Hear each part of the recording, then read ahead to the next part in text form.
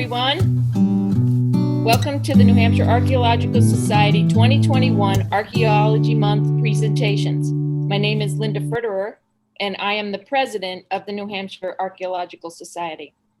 We would like to welcome Alexandra Martin. Alexandra is an archaeologist with Strawbery Banke Museum. She directs the Archaeological Field Schools and is responsible for the museum's collection of over 1 million artifacts. Alex is also an anthropology faculty fellow at the University of New Hampshire, where she teaches courses in New Native American and Indigenous Studies minor. She co-owns a consulting firm that does federal compliance work with and for Tribal Historic Preservation Office in New England. Alex started her career as a volunteer for scrap in her hometown of Merrimack when she was 12 years old. She has a BA in anthropology from Mount Holyoke College and an MA and a PhD in anthropology and historical archaeology from the College of William and Mary. Alex has worked throughout New England, as well as the Caribbean, American Southwest, Africa Town in Alabama, and Colonial Williamsburg. We'd also like to welcome Ann Jennison.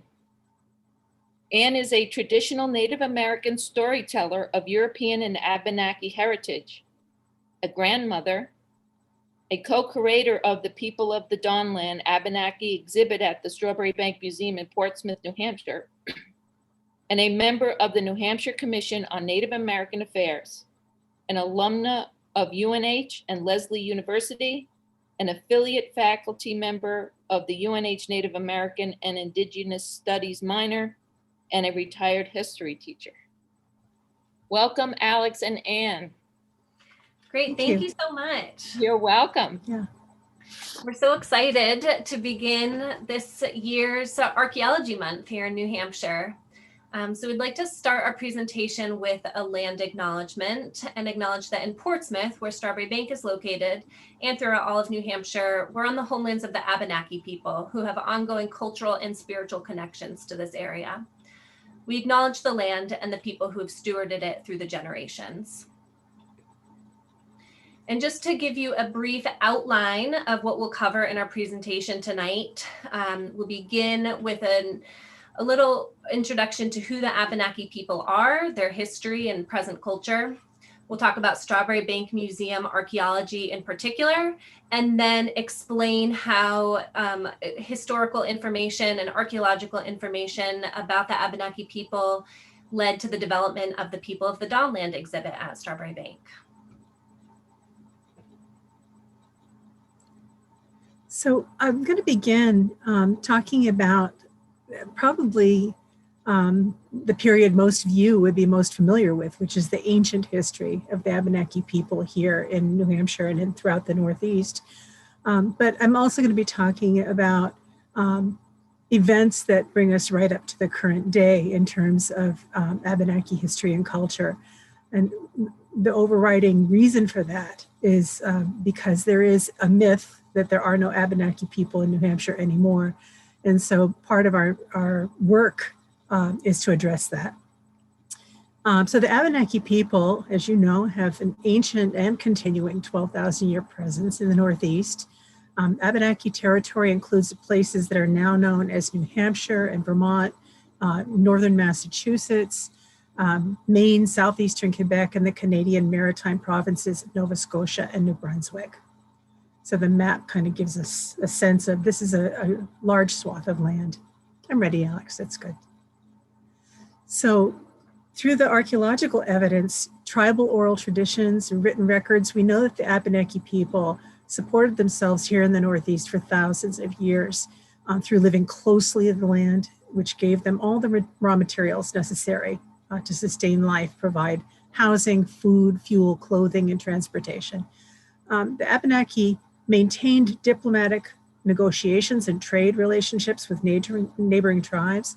There were also regular gatherings of larger groups of the Abenaki peoples, and this provided opportunities for trade, social interaction, seasonal celebrations, like the Green Corn Festival in August and the midwinter gatherings.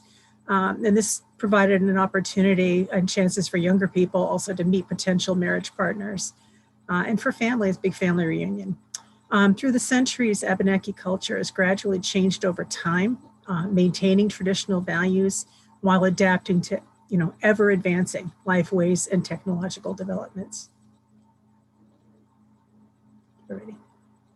So some historic background, early European contact here in Dakana, which it means our land or our homeland in Abenaki. So of all the indigenous peoples of the Americas, the Wabanaki peoples had the first contact with the Europeans. It's documented through Norse sagas and also through archaeological evidence that at least 2 now digs have been done up in, help me out here, was it New Brunswick and where, Alix? Further north, Labrador, maybe? Yeah, Labrador, New Brunswick. Yeah, I'm thinking Vinlandia is the name of one of them. Contacts with Basque fishermen who were fishing George's Banks waters in the 1500s. Verrazano, 1524. I'm not going to read all the dates because you can see them, but through John Smith, who was exploring the entire coast and named the Isles of Shoals after himself. No dearth of self-importance. Both French and English fishermen and traders throughout the 1600s interacted with Wabanaki peoples. Their Quebec colony established in 1608, the Plymouth colony, then New Hampshire, Boston and Massachusetts Bay Colony, and then Montreal in 1642. And all of these were peoples and or colonial settlements that the Abenaki interacted with regularly, early on through trade relationships being established. Later on, unfortunately, as the Europeans were encroaching, warfare began. So from 1620, when the Pilgrims arrived in Massachusetts Bay, to 1675, there was an initial period of about 50 years of peace. And this was through the efforts of Massasoit in Massachusetts and Passaconaway in New Hampshire. Massasoit was looking for allies. Their numbers were down because of the great dying off that had happened a couple of years before the Pilgrims arrived. And after that time, though, after Massasoit died, this was followed by over a century of intermittent warfare that continued until after the American Revolution. And the Abenaki people survived through resistance and resilience. So this is a complex story. I don't have time to go into this in detail this evening, but it's a very important part of understanding the whole of the Abenaki history. Next.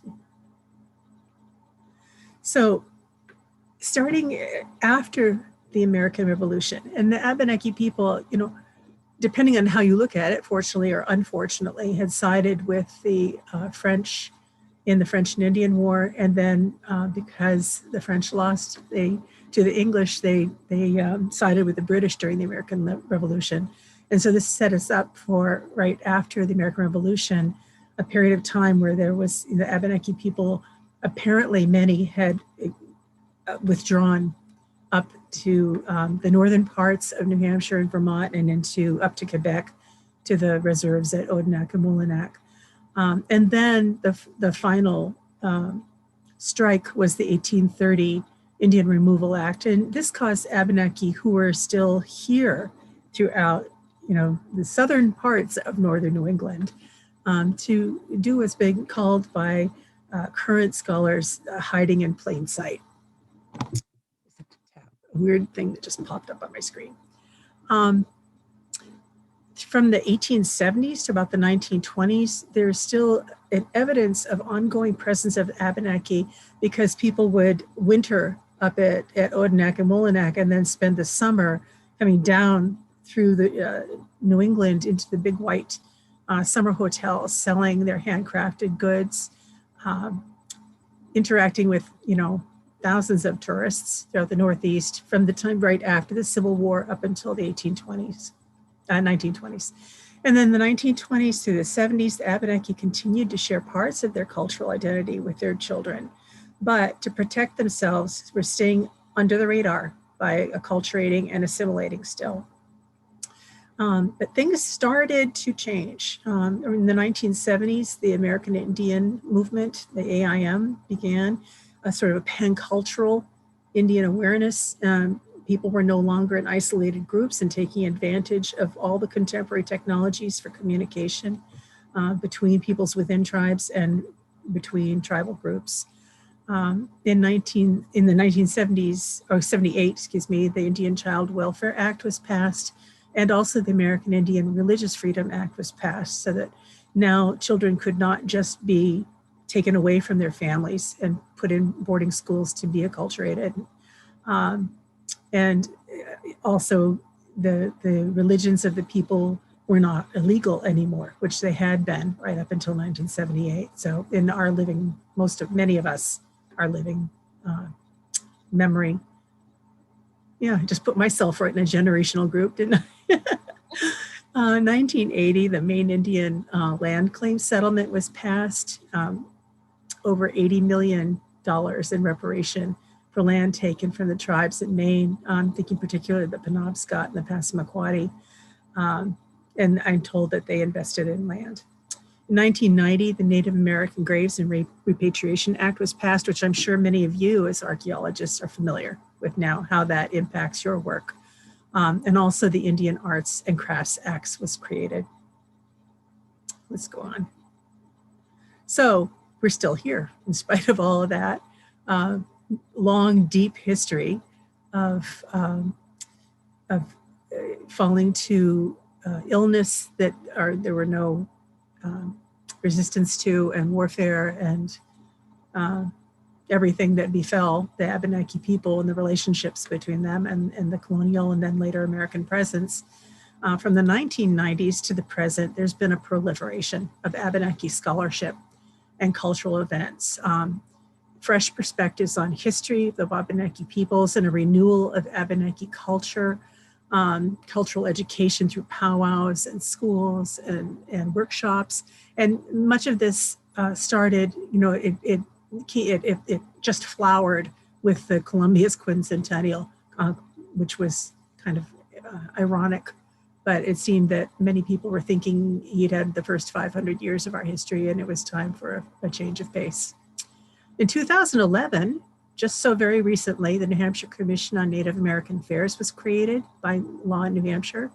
There's a growing interest in and support of Wabanaki, Abenaki reconciliation initiatives, land acknowledgements, museum exhibits, the creation of the college Native American and Indigenous Studies programs, such as the new one, the new minor at UNH.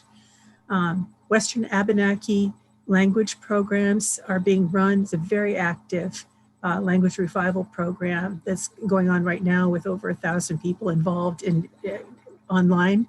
In this year of COVID, we've all gone online, and actually this has been something that's made it possible for a much wider audience to start learning the language. The Indigenous New Hampshire Collaborative Collective was created in 2016, and this is a group of non-Abenaki allies working in partnership with New Hampshire Abenaki elders, and it uses a multi-track approach to help the New Hampshire Abenaki community become more visible to the general public once more. The INHCC, for short, creates initiatives that educate the public about New Hampshire Abenaki history and New Hampshire Abenaki culture and New Hampshire ongoing concerns about racism, as well as that fallacy that there are no Indians in New Hampshire anymore. New Hampshire is the only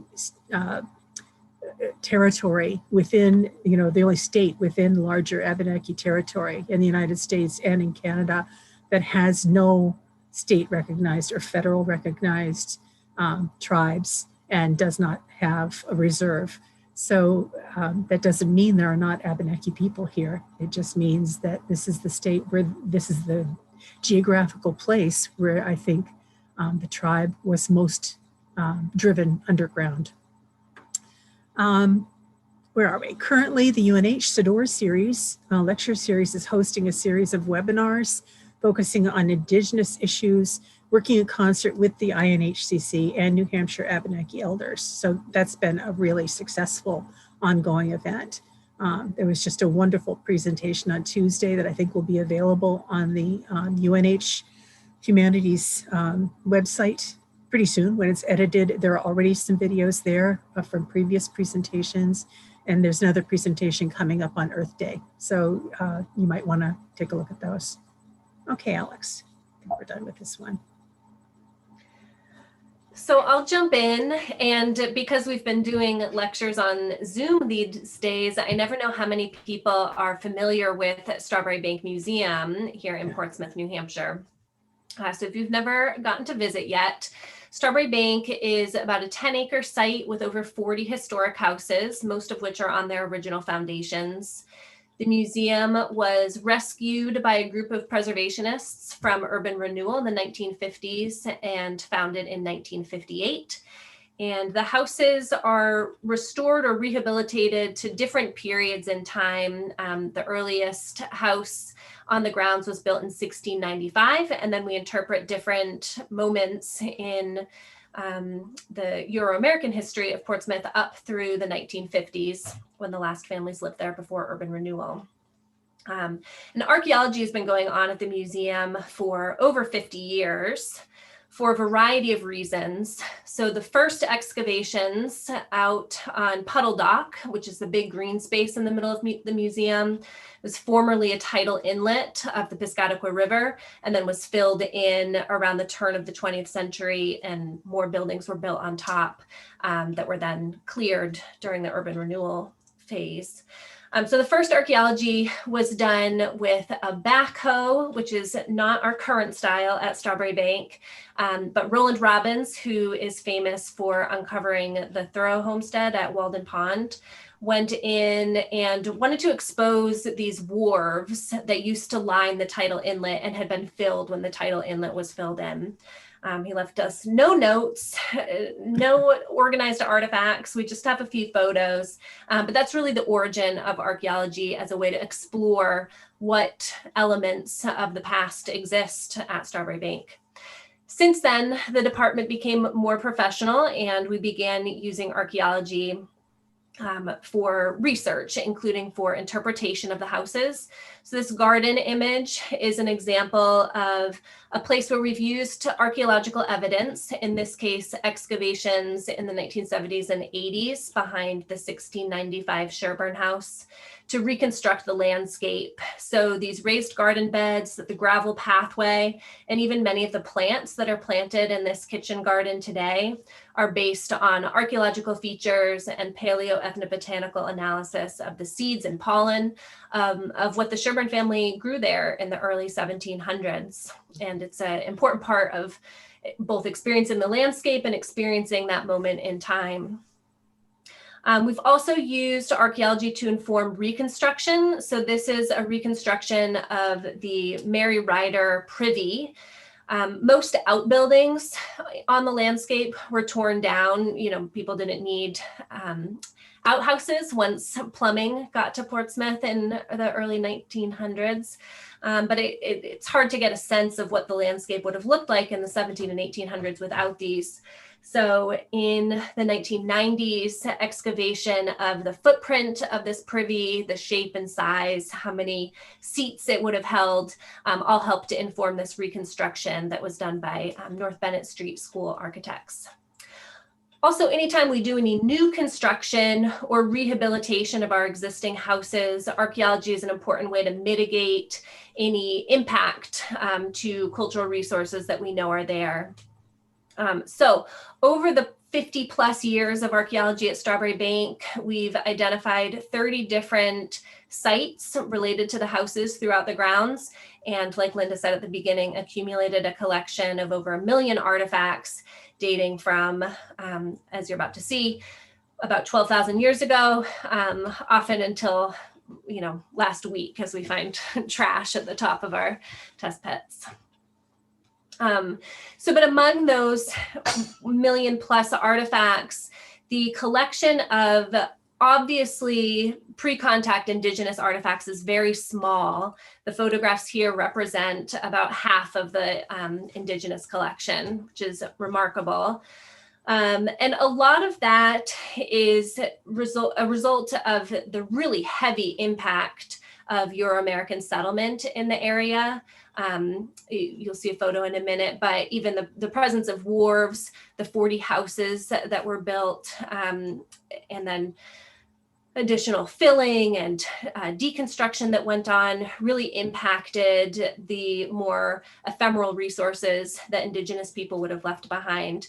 But what we do have is a nice set that shows the range of Indigenous presence at this Puddle Dock neighborhood.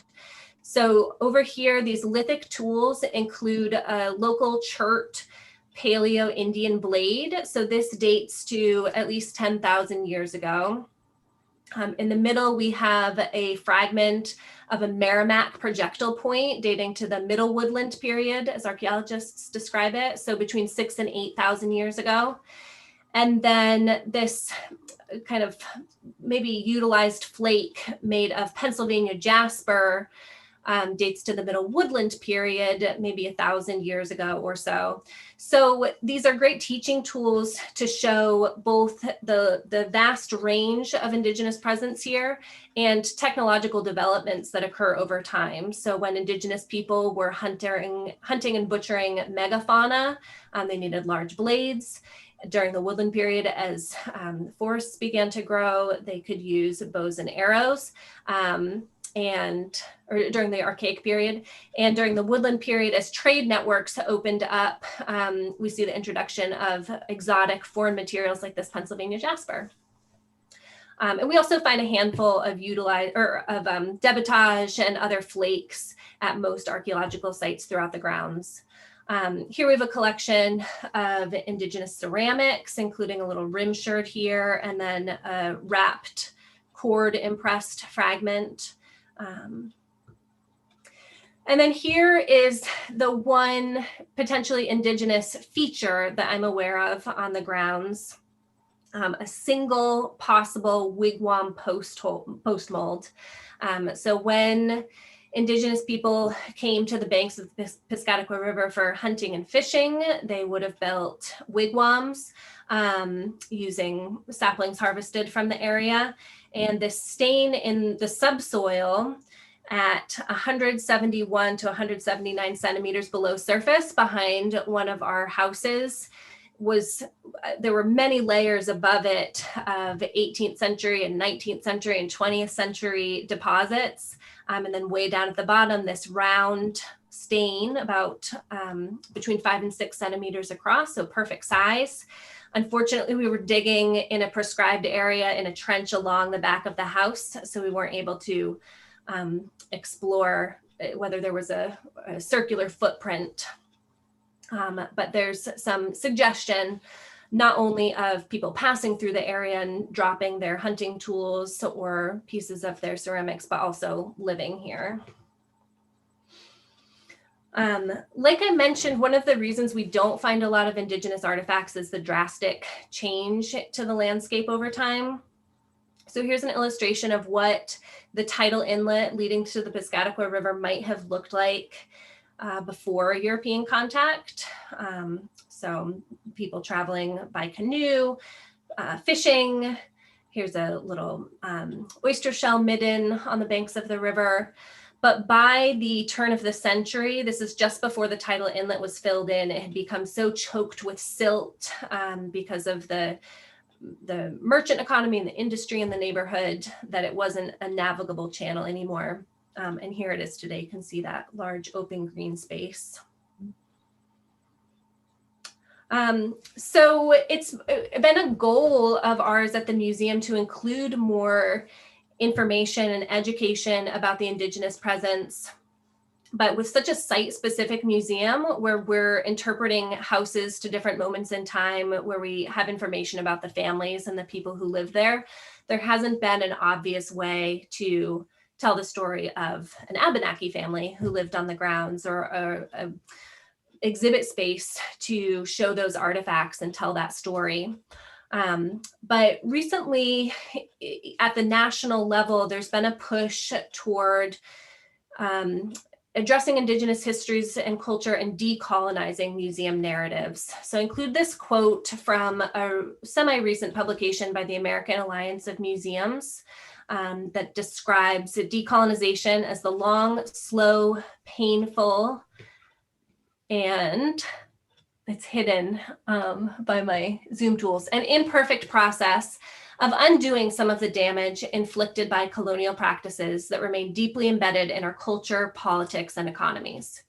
Museums and their cultural roles of memory keeper, conscience, and healer have an obligation to provoke reflection, rethinking, and rebalancing. So one step that many institutions, including museums, have taken in the recent past is adopting a land acknowledgement. So here's a couple examples from the Currier Museum of Art and the Abbey Museum in Maine, and a couple other pieces about acknowledging native land and beginning the process of decolonization. So it was with these shifts in the museum world in mind that we began to think, okay, if we don't have a house to interpret Abenaki history, where can we tell this story?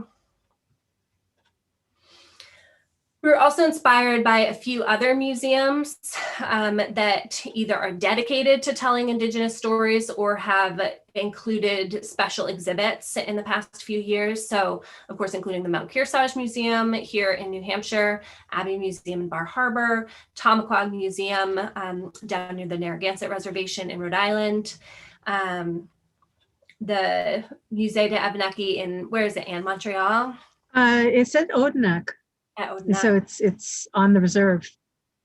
And then a couple of recent exhibits at the Maine Historical Society and the Old Berwick Historical Society about Abenaki and Wabanaki peoples.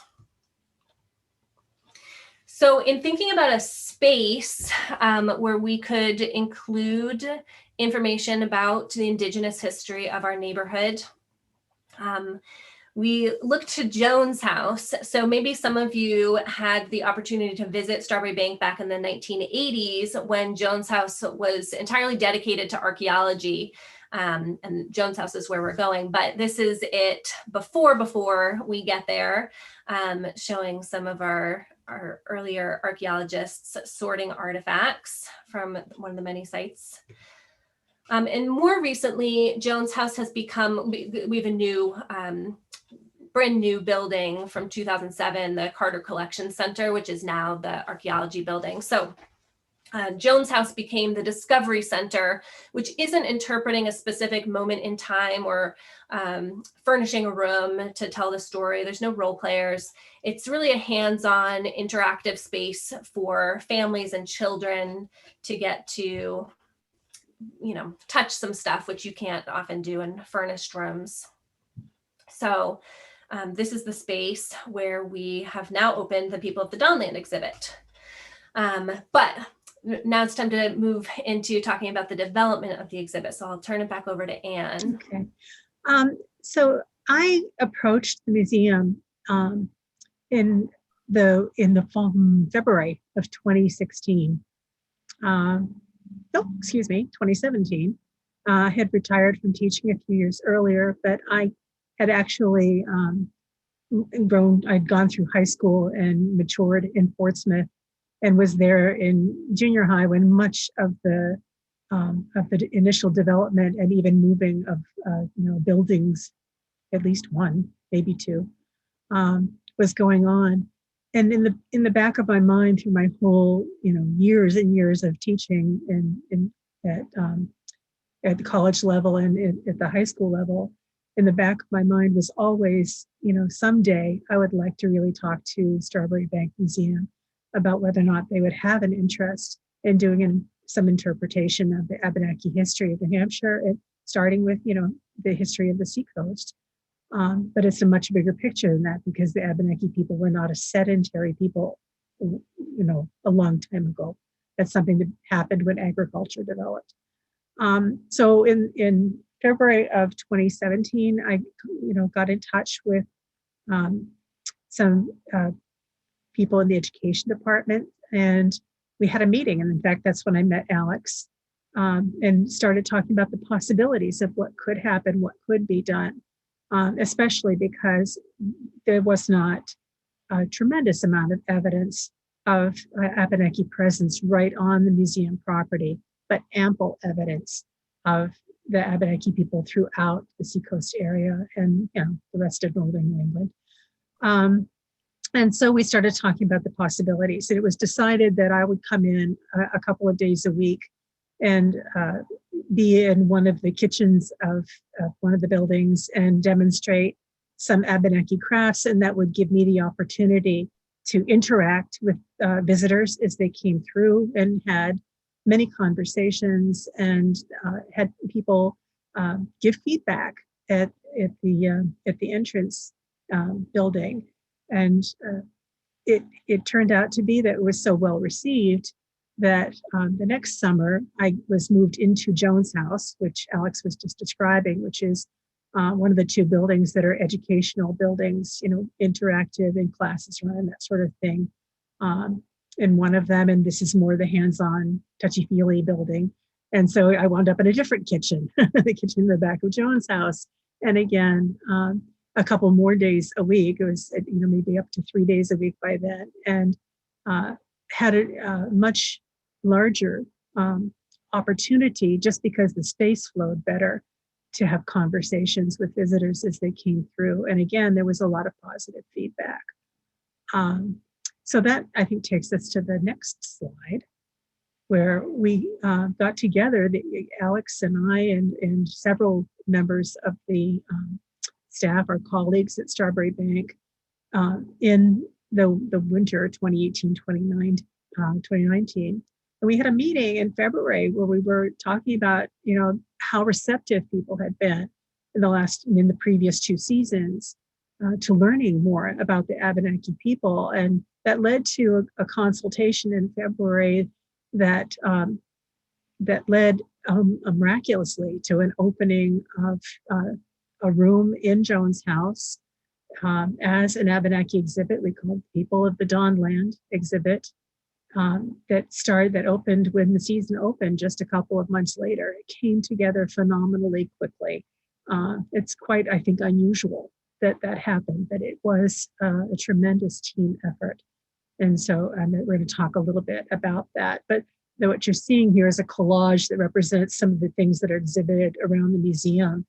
And then a library of books about the Abenaki and the Native people, the Indigenous peoples of the Northeast over to the left, a couple of hands-on interactive exhibits hanging on the wall.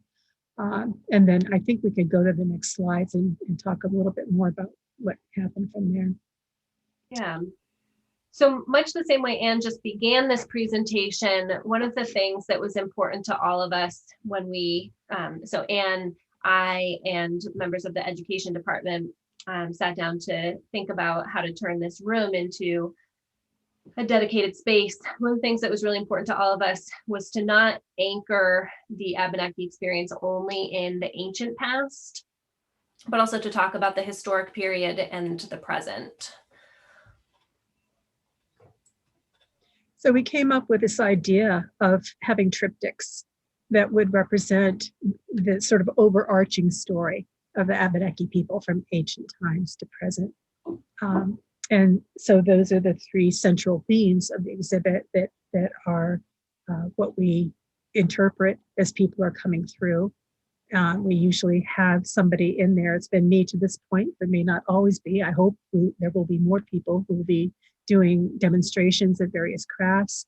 But one thing we decided to do was to take the small but interesting collection of artifacts that we had, the archaeological evidence of the Abenaki people on site, and combine it with a historic record of a conference that happened in 1713, a treaty negotiation at the end of Queen Anne's War in Portsmouth, with documents that of the 3 days of minutes taken of what happened at the conference as well. So all the interactions with the representative chiefs of all of the Wabanaki tribes, meeting with the governor of Massachusetts and delegates from the New Hampshire government in Portsmouth, basically inform the Abenaki people what had been decided was between the French and the English for the disposition of the lands in the Northeast, and to have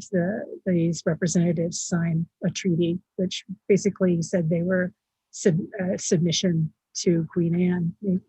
They weren't told they were signing something saying they were submitting, but there you have it. However, that allows for us to talk about, in the historic period, the ongoing presence of the Abenaki very prominently in Portsmouth. The treaty records talk about the representatives being taken downtown after they signed the treaty, escorted downtown so that they could do trade, which hadn't happened in a decade of warfare. So it's very interesting, and it happened in Portsmouth. And then we come up to the present. And what we needed to do, we decided, was augment the genuine, historical artifacts we had with replicas and things being created by modern, contemporary Abenaki artisans, so that we could present a more full picture of the Abenaki history and culture ongoing to today. Let's go to the next slide. So these are just two of the panels that we have up on the walls in the exhibit. The one to the left talking about Abenaki agricultural practices. We focused on the three sisters. We do talk about that the Abenaki nowadays are emphasizing, like the entire what was growing and referring to the seven sisters, but it talks about the planting methods and that sort of thing, and allows for a lot of interesting discussions about sustainable, agriculture and growing local food and that sort of thing that happens with visitors as they come through. And then traditional Abenaki arts as they were in the past and as they are being practiced today. And Abenaki artists throughout New Hampshire and one from northern Massachusetts all contributed photographs of works that they've done so that we could put them on that panel and talk about the various different kinds of arts that were practiced and still are practiced by Abenaki. Okay. We also, as Anne mentioned, put together a little library. In other spaces in this house, there are places for kids to sit and read. So we have some children's books, but we also have a lot of academic and other adult books, partially for our visitors and partially also for our staff, for whom this type of interpretation and exhibit was new for them. So we encouraged staff to check these books out. And then some of these interactive panels that Anne mentioned that we worked with some others in our community, including the curator of that exhibit I mentioned at the Old Berwick Historical Society and local Abenaki leader, Denise Pulio, who made these touchable basket panels so that kids could step up and feel some of the furs of animals and the textures of traditional baskets. Yeah, and the two shadow boxes up above that touchy-feely basketry panel are actually, antique baskets, so that people can see the difference. The visitors can compare the different methods and look and see how they are, in the actual artifacts. Go ahead, Alix. We also, very excitingly for me, got to take those Indigenous artifacts out of a box in my office and put them in this little shadow box. And Anne tells me that lots of people do stop and examine them and read the descriptions.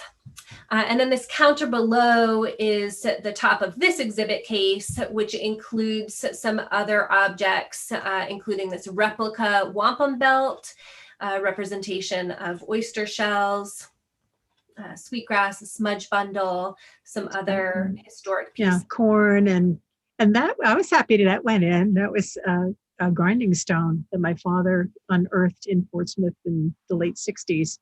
And it needed a home other than on the hearth of my fireplace. And so when the archaeologists look at it and we verified, yes, it is what I thought it was, we put it in there. So that was kind of personally satisfying to have a home for it. So a wide range of objects, artifacts, Yeah. historic materials, replicas. And so the exhibit has been closed, of course, throughout COVID. Anne and I have been doing some virtual programs like this and creating some digital content, but we have some big ideas for the future of the people of the Dawnland, including more interactive exhibits and activities, including an interactive Abenaki language exhibit, like a touchscreen computer where you can click and play. We are planning to construct a wigwam on the grounds of the museum this summer. So for the first time, there will be, 1695 house, 1950 house, and a wigwam. We've also talked about planting a Three Sisters garden, and in non-COVID times, hosting an on-site powwow annually, which to me seems like a great modern equivalent of the way we know Abenaki people came seasonally to the seacoast area. So it's a new And we version. have a group of people who are very looking forward to helping to put that together. And that is a wonderful opportunity to interact and be an educational, but a fun educational event. So, and also this last year, as the museum has in many ways had to lay fallow, so has our exhibit. But we're looking forward to right now, there is a summer institute being planned to build this wigwam. And we have many ideas about what may happen in the future. Looking forward to that. Great. Olioni, that's how you say it in Abenaki. Thank you, Olioni, for inviting us to talk tonight. And we'd like to open it up to try to field some of the questions that have been coming in. Great, thank you so much. So we do have some questions for you tonight that have come in. So first question, is it plausible that the Native Americans who used the Isles of Shoals would have come from the Portsmouth area? Yes. Yep. And from many other places as well. Mm-hmm. Yeah, without a doubt. People didn't just like live in Portsmouth or live in Somersworth or live out on the islands. You know, people were moving, following the food sources seasonally. And when people eventually were moving down, basically moving between their winter hunting grounds and their summer fishing and growing areas, they wouldn't just stay in one place. You know, there's in where I live in Lee, there's an archaeological site that's been dated that had about 8,000 years of continuing occupation right up until the historic period. And the pattern that was established is that people would come from their winter hunting grounds to their sugaring, places at this time of year, and then by planting time, be at the place like Wadley Falls in Lee, where they were going to set up their temporary village and plant gardens, and then leave the elders and the very youngers there, while those who were more able would go out through Great Bay and Piscataqua and out to the shoals and along the coasts to be gathering shellfish and eels and all kinds of seafood and seals and what have you, drying food so that it could be stored for the winter, as well as having a time of plenty during the warm months. I hope that answers the question. Yes, I think so, perfectly. So I have another question here. I've heard about Indigenous peoples using cooking stones to prepare foods, but have never seen any. Do you know what a cooking stone would look like? Well, there's all kinds of ways to use stones in cooking, including grinding, like the grinding stone Anne pointed out on the previous slide. Using a grinding stone like a mortar and pestle or like a rolling pin. One of the most common ways that you might have heard of is using rocks that have been heated up to heat food. So heating a rock in the fire and then putting it in a vessel. So what that looks like, archaeologists call FCR, fire cracked rock. The heat will blacken and sometimes redden and crack the stone. Which we actually don't have examples of fire cracked rock in the museum archaeological collection. But that's one of the most common ways. Could Yeah. use flat stones near the fire to cook things. Yeah, very versatile tool, the rock. Yes. The next question, do you have a context for the chert knife and the Jasper tools from Pennsylvania? I saw Dick ask that question. I don't know off the top of my head, Dick, but I will check and let you know. These are both older discoveries. One is, I think one is from Sherburne and one is from Shapiro, but I'll check and let you know. Great. And I did hear you talk about your plans for a powwow. Are you thinking next year maybe, or? Probably not 2021. The museum's season this year will still be semi-limited. And actually our event organizer is out on maternity leave right now. So she's not available to help us plan anything. But we did long before COVID, we did have a meeting with a powwow MC who is a retired police officer in Portsmouth, right, Anne? Yes. Yeah, Portsmouth local, who's super excited to get a Strawbery Banke powwow on the circuit calendar. Yeah. Now, he and his son belong to a drum group that has gone to all the powwows for years and taken part in them. So they have a wide, circle of contacts, and they're looking forward to working with us very much. But I don't see it happening this year. If we're lucky, it'll be in time for 1622 or 23, which would be very interesting because 1623 is not only the 400th for New Hampshire, but I haven't added it up yet, but it certainly is also an anniversary for the 1713 treaty in some way too, just that it's on the threes, not the 23s necessarily. And is your People of the Dawnland exhibit open to the public? Is it limited right now?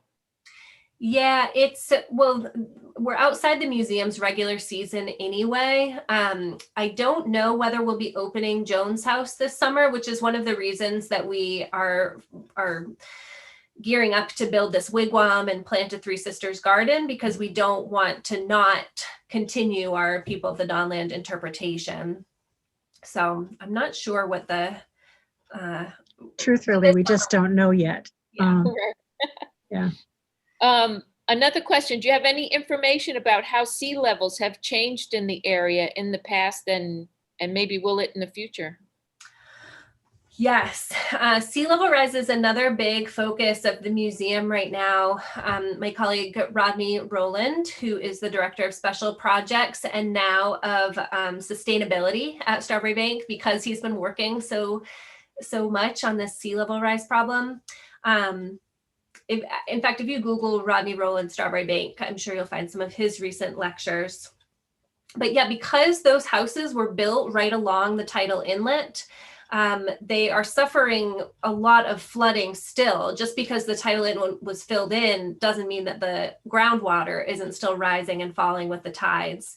So especially at king tide times, our basements flood, with several feet of water, which is rough, especially on the foundations of the houses, but also on the archaeological sites surrounding the houses. So the projection, if anybody lives in Portsmouth, if you walk along Marcy Street, which is the east side of Strawbery Banke, there's actually an interpretive panel about sea level rise with water markers of what the expectation is for how high the water will be in 10 years, in 50 years, in 100 years. And when they placed the sign, they didn't leave enough room for how high the water level will be in 100 years. So we had to have a company come out and put up a higher pole so we could post this water marker. And that's another thing that may or may not be open this summer, is an exhibit dedicated to sea level rise at the museum, and including some hopeful stuff about ways that we can combat and address sea level rise and climate change in general. I have another question. As you develop your exhibits, will you be at all working with the Mount Kearsarge Museum? We haven't talked about that, have we, Anne? No, we haven't. Yeah. Interestingly, I work with them sometimes. I mean, just I'd be as a storyteller doing performances or doing craft demonstrations, but hasn't been any kind of formalization of relationships. And also, Andy Bullock, who's their director, is a fairly recent to the museum, and he's a wonderful person to work with. And hopefully, someday we may be able to do something collaborative. But it's not something that's been on the boards yet. We should. I think sometimes as museums, we get kind of in our own circles of like, we're a historic house museum, so we don't always think to interact with art museums or other types of culture museums. But yeah, good idea.